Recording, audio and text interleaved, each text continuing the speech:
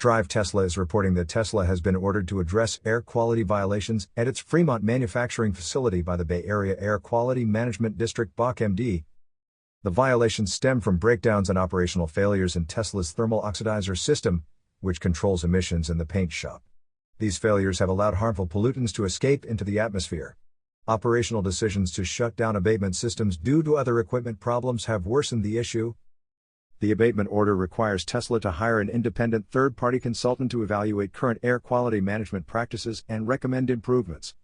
Tesla must then develop and submit an implementation plan for these recommendations to the district's hearing board for approval. Upon approval, Tesla must implement the necessary changes unless they compromise safety. The BAAQMD has cited Tesla for over 100 violations since 2019, involving the release of harmful precursor organic compounds and toxic air contaminants. These violations have health implications for the surrounding community, prompting the district to issue a formal abatement order.